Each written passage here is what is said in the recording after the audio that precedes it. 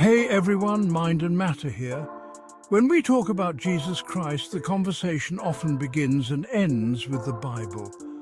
But evidence extends far beyond a single book.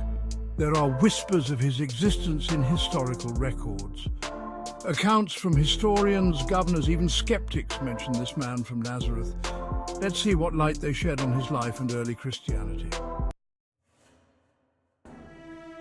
Josephus, a Jewish historian, offers one of the earliest non-Christian mentions of Jesus in Antiquities of the Jews.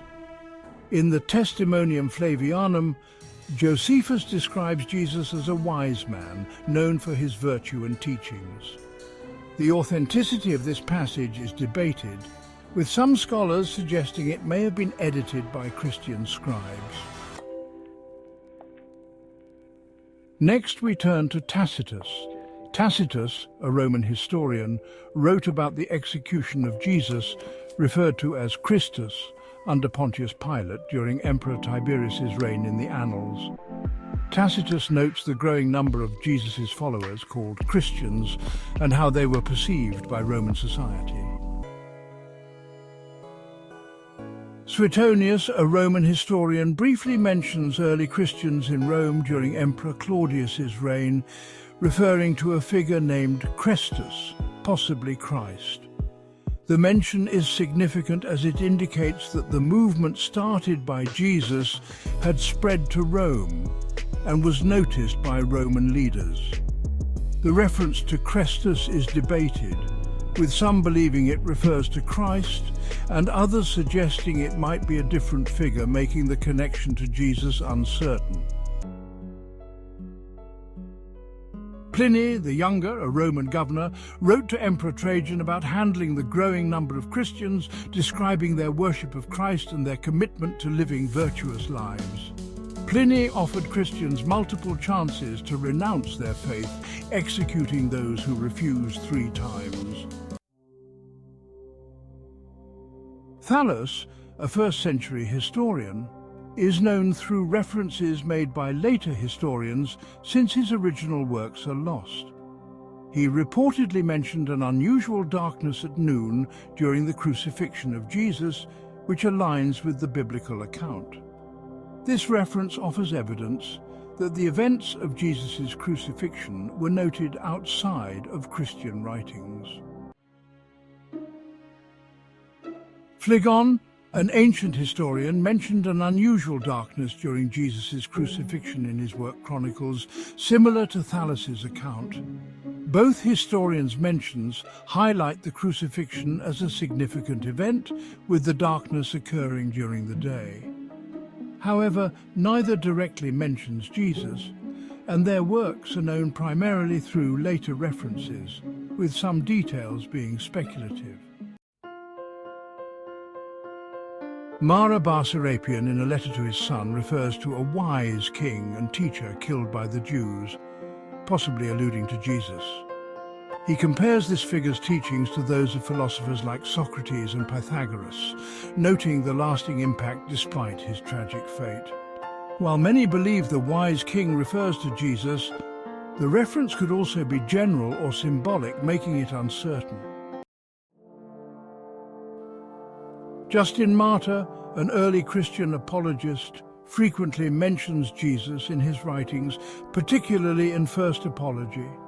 He defends the Christian faith to Jewish and Roman audiences, detailing Jesus' life, teachings, crucifixion, and resurrection, and linking them to Old Testament prophecies. Justin's work highlights how early Christians explained and defended their beliefs, seeking to connect with people from diverse backgrounds. Tertullian, an early Christian writer, defends Christianity in his Apology, using Roman records to affirm the historical reality and significance of Jesus. He addresses criticisms of Christianity, emphasizing the central role of Jesus' life and teachings in the faith. Origen, an early Christian scholar, used non-Christian sources to support his claims about the existence and divinity of Jesus. He addressed external challenges to explain and defend Jesus' importance and nature. Eusebius, the father of church history, frequently mentions Jesus in his ecclesiastical history, discussing earlier sources that reference him. His work provides a detailed account of how early Christians remembered and understood Jesus' life, teachings, and impact. The Talmud, a key rabbinic Jewish text, contains references to a figure named Yeshu, often believed to be Jesus. These references typically portray Yeshu negatively, reflecting historical tensions between early Christians and Jewish communities. The identification of Yeshu with Jesus is debated, with some scholars suggesting it may refer to different figures or be polemical rather than historical. Early Christian writers, such as Clement of Rome, Ignatius of Antioch, and Polycarp, from around 50 to 157 AD, provide some of the earliest references to Jesus outside the New Testament.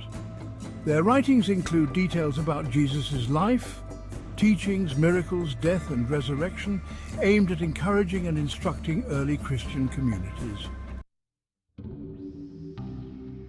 Celsus, a Greek philosopher, wrote a hostile critique of Christianity called The True Word, known through Origen's responses. Despite its negative tone, Celsus's work is valuable for providing a non-Christian perspective on Jesus and the early Christian movement. The letter of Abgar is thought to be a correspondence between Jesus and King Abgar of Edessa, where Jesus promises healing and expresses a desire to visit. Historians question the letter's authenticity, but it illustrates how stories about Jesus spread beyond Judea. This early tradition reflects Jesus' significant reputation and the interest in his message across different regions.